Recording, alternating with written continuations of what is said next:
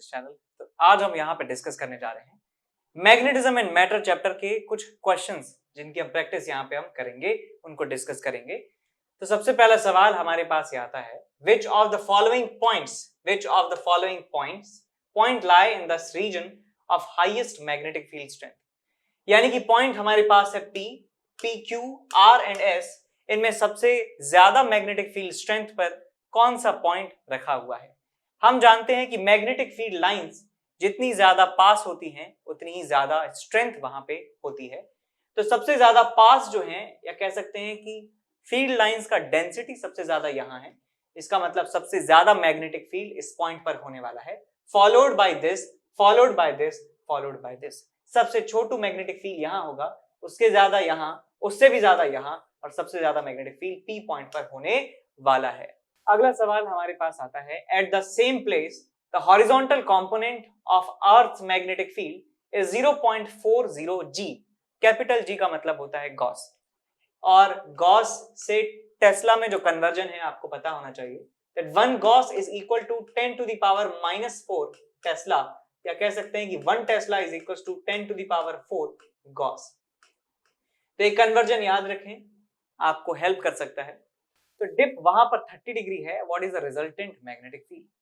देखिए, हम जानते हैं कि मैग्नेटिक निडल को फ्रीली यदि हम सस्पेंड कर देते हैं तो वो एक मैग्नेटिक, तो वो एक नहीं, तो वो मैग्नेटिक मरीडियन में लाई करती है, मैग्नेटिक मरीडियन में लाई करती है।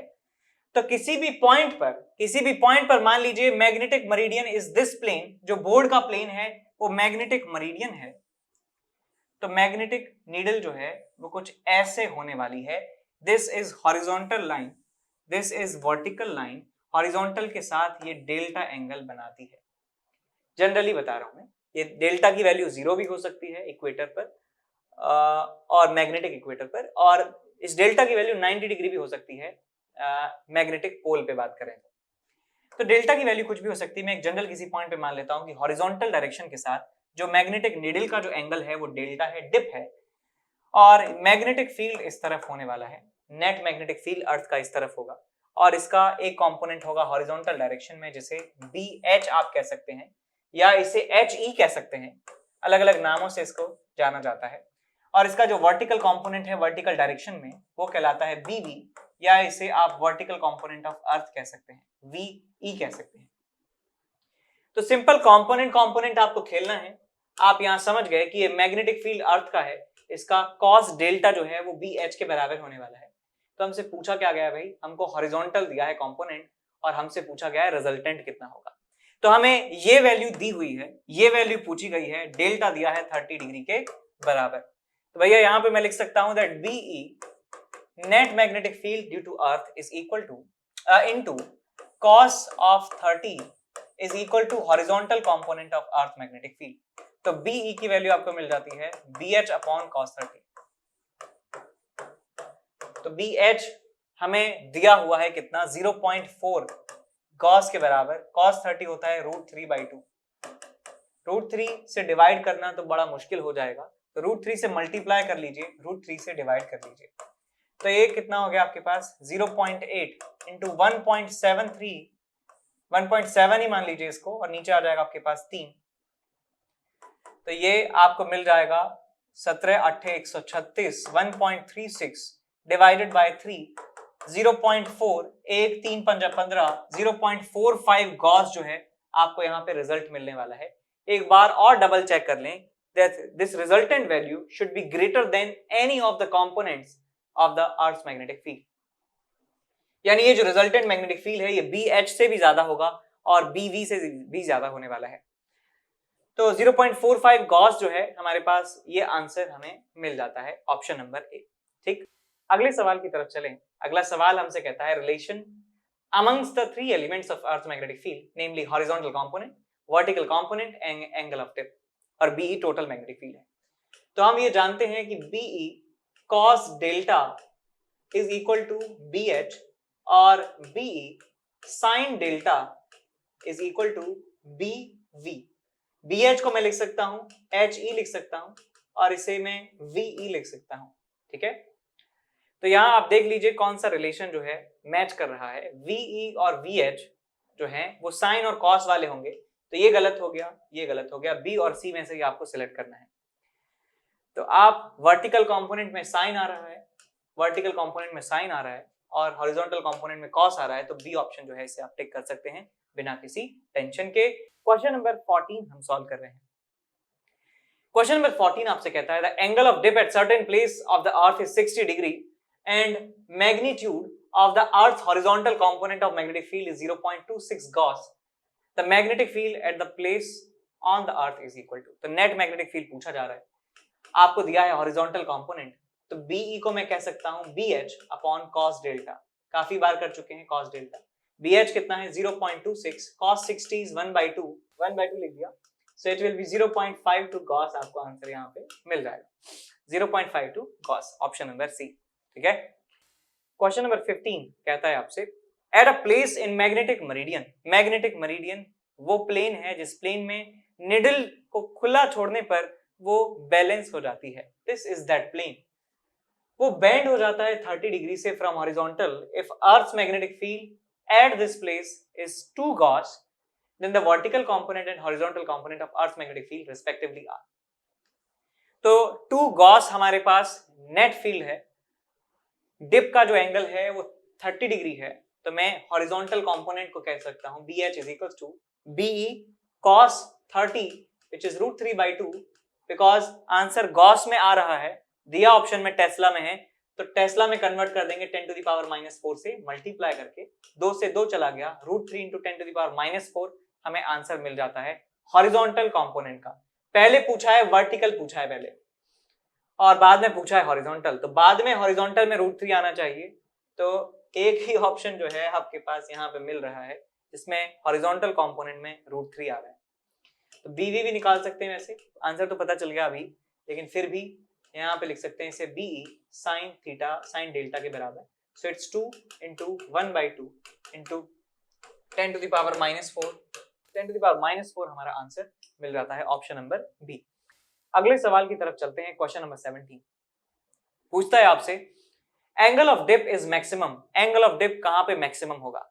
देखिए एंगल ऑफ डिप होता है हॉरिजॉन्टल से, जिस प्लेस पर हम बात कर रहे हैं उस प्लेस पर जो हॉरिजॉन्टल है, उस हॉरिजॉन्टल के साथ जो नेट मैग्नेटिक फील्ड का एंगल है, नेट मैग्नेटिक फील्ड का एंगल हॉरिजॉन्टल से कहलाता है डिप। तो ये मैक्सिमम कितना हो सकता है, कितना हो सकता है और वो होता है कहां पर। ठीक है, तो पहले तो मैं आपको बता दूं कि हॉरिजॉन्टल और वर्टिकल दो ही हमारे पास डायरेक्शन है, हॉरिजॉन्टल और वर्टिकल। तो मैक्सिमम ये एंगल कितना हो सकता है कि जब ये पूरा लाइन जो है, जो नीडल है वो वर्टिकल में हो जाए, तो एंगल डेल्टा मैक्स जो है हो सकता है 90 डिग्री के बराबर, और वो होता कहां है, मैग्नेटिक पोल पर। मैग्नेटिक पोल पर जो है डिप मैक्सिमम होती है। मैं एक बार आपको विजुलाइज करके दिखाता हूं, करवा के दिखाता हूं। ये अर्थ है जी, ये अर्थ है, ये इसका ज्योमेट्रिकल साउथ हो गया, ज्योमेट्रिकल नॉर्थ हो गया, ये geographical, sorry not geographical, geometrical नहीं ज्योग्राफिकल, ज्योग्राफिकल साउथ, ये हमारा ज्योग्राफिकल एक्सिस हो गया। ये हमारा मैग्नेटिक नॉर्थ है और ये हमारा मैग्नेटिक साउथ है, और इनको ज्वाइन करने वाला जो लाइन है इसे कहा जाता है मैग्नेटिक एक्सिस कहा जाता है। इसे मैग्नेटिक नॉर्थ पोल कहते हैं, इसे मैग्नेटिक साउथ पोल कहते हैं। मैग्नेटिक फील्ड लाइंस जो हैं वो इस तरीके से आती हैं, मैग्नेटिक फील्ड लाइंस इस तरीके से आती हैं, लाइक दिस, इस तरीके से मैग्नेटिक फील्ड लाइंस आती हैं, यहां से निकलती हैं और यहां आती हैं, लाइक दिस, इस तरीके से। ये रहा साहब, ये रहा साहब, ये रहा साहब, ये रहा, ठीक है, इस तरीके से।